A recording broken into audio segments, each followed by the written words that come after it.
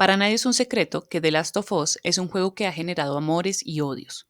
En el universo de este juego hay varios aspectos que podríamos analizar. Sin embargo, uno de los que destaca es el duelo y cómo ha permeado tanto a los personajes así como al mismo entorno. Por ello, el día de hoy queremos hacer un pequeño análisis sobre cómo el duelo, la pérdida y el dolor han sido factores claves en el desarrollo de este universo, tanto del videojuego como de la serie. Con eso dicho, comencemos.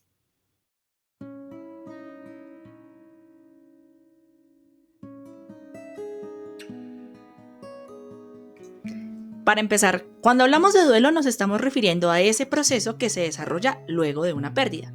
En este caso, una pérdida no solo se limita a la muerte de un ser querido, sino también a la ruptura de una relación, cambiar de hogar, de empleo, hasta de estilo de vida. Y definitivamente en el universo de The Last of Us, la humanidad tuvo un gran cambio en su forma de vivir. Nos encontramos con un mundo hostil, en donde no hay descansos y primera el estado de alerta permanente por el temor a las criaturas conocidas como infectados, y sus diferentes evoluciones, como los corredores, acechadores, chasqueadores y gordinflones, criaturas que con una mordida o un golpe pueden acabar con tu vida.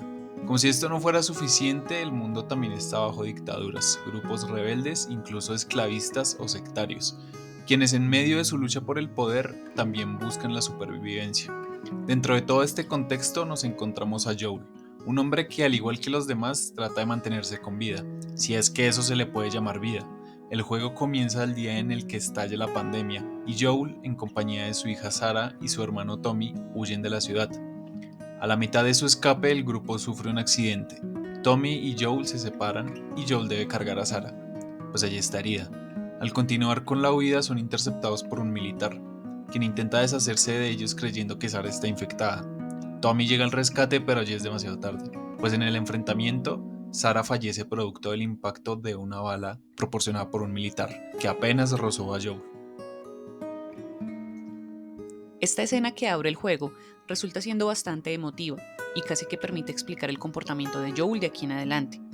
Pasan 20 años donde ahora nos lo presentan como una persona totalmente insensibilizada, aportando entre comillas a la comunidad y que sobrevive de la forma en la que tiene presente un mundo lleno de violencia, anarquía y desesperanza. Está más envejecido, amargado e incluso adopta conductas como alcoholizarse hasta quedar inconsciente, pues además de todo no puede dormir y al hacerlo tiene constantes sueños con lo sucedido. Después de todo, ¿cómo podríamos procesar una pérdida cuando el mundo a nuestro alrededor está totalmente destruido? Cuando ni siquiera podemos garantizar nuestra propia seguridad y necesidades básicas. Es como si no hubiera tiempo para eso, ¿no? O al menos para hacerlo con tranquilidad. Mucho menos cuando nuestra familia no está ahí para acompañarnos. Pues Tommy termina por apartarse de Joel y viviendo en otro estado, pero esa es historia para otro día. En todo caso, Joel no tenía a nadie en ese momento en particular. No le conocemos más amigos o familiares ni en el videojuego ni en la serie. Podemos asumir que estuvo solo un largo tiempo. Todo esto en conjunto nos permite ver que Joel atravesó lo que conocemos como un duelo complicado. Un duelo que dura más de lo esperado y que termina por deteriorar otras áreas de la vida, como en lo social, lo laboral o la salud. Estos duelos también se producen por una serie de pérdidas acumuladas, y claro que han habido pérdidas. El mundo se fue al caño, su hija termina asesinada en el proceso y tiene que asumir un rol de superviviente para el que ni él ni el resto de la humanidad estaban preparados. Ese tipo de situaciones afectan a cualquiera. Ahora volvemos al presente. Joel vive junto a su compañera Tess, donde nos enteramos que tienen que realizar un encargo como contrabandistas y en el trayecto conocen a Ellie. Tanto en el juego como en la serie, la misión es la de proteger a Ellie y llevarla hasta Washington. En el camino se encuentran con situaciones de vida o muerte en las que deberán protegerla, siendo una de estas en las que, curiosamente, Joel tiene que escoger si salvar a Ellie de un militar. Una situación similar a la que tuvo con su hija, solo que esta vez elige que el curso de la historia no se vuelva a repetir, quizá buscando salvar a Ellie y aliviar así la culpa de no poder salvar a Sarah.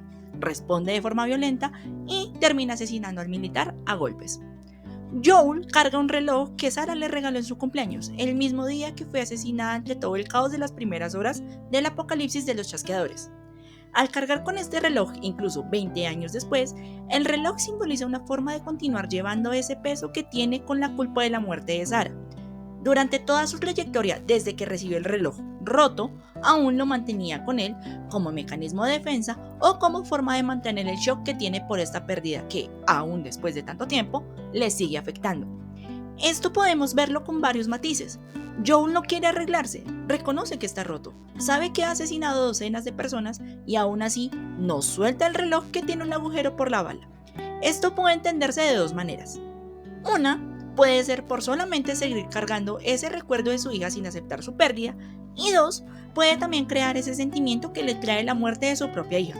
Esto hasta los últimos momentos de su vida.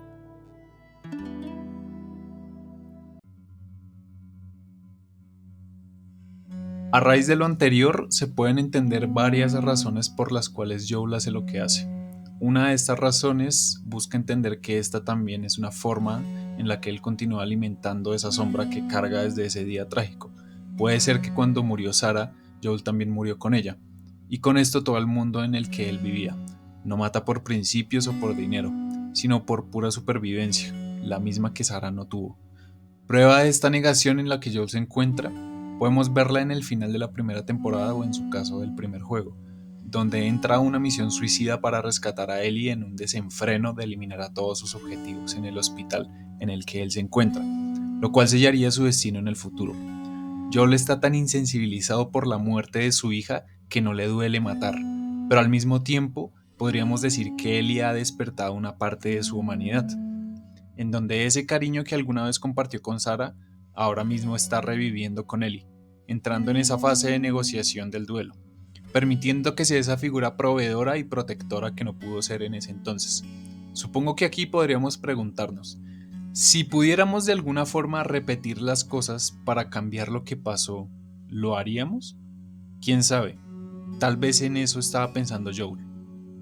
Joel viene de un mundo que ya no existe, cuya mayoría de habitantes o bien perecieron ante las diferentes circunstancias, como la guerra, la violencia y la infección misma, o bien fueron corrompidos por el mismo dolor del mundo en el que deben vivir. Un mundo donde la naturaleza ha consumido las estructuras de la civilización como las conocían, en donde no hay espacios para descansar, disfrutar la vida y socializar, sino que se caracteriza por el conflicto, la visión del otro como un potencial enemigo y el aprovechamiento de los pocos recursos que se tienen al alcance. Look, you get it? Two, like TOO. What did the mermaid wear to her math class? An algebra. Like algebra. I stayed up all night, wondering where the sun went. And then it dawned on me. Feel free to wait in the truck. También hablamos de un mundo en donde no hay conexiones, no hay internet, ni tampoco hay vías entre las ciudades, donde la comodidad de un tiempo pasado ya no existe y se ve reducida a un lujo en vez de un beneficio. Todas estas pérdidas constantes, las cuales son familiares, materiales, personales, de tiempo, entre otras, van haciendo mella en las acciones, pensamientos y emociones de Joel durante estos casi 20 años, llegando a un punto en el que no se permite procesarlas de manera adecuada, sino que debe buscar subsistir día tras día sin tener un espacio para entender, aceptar y afrontar todo lo ocurrido. Y una vez llega Ellie a su vida, bueno, el resto es historia. Siempre habrán personas que sigamos queriendo hablar de Joel y de sus acciones, preguntándonos qué habríamos hecho en su lugar, con algunos apoyándolo o juzgándolo y asegurándonos de haber hecho algo distinto. Pero lo interesante es que justamente en el segundo juego, o segunda temporada, Joel confiesa lo siguiente a Ellie. But if somehow I had a second chance at that moment, I would do it all over again.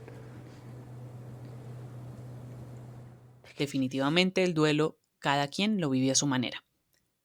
¿Les gustaría que habláramos de la segunda temporada de The Last of Us o de la segunda parte? Háganoslo saber en los comentarios.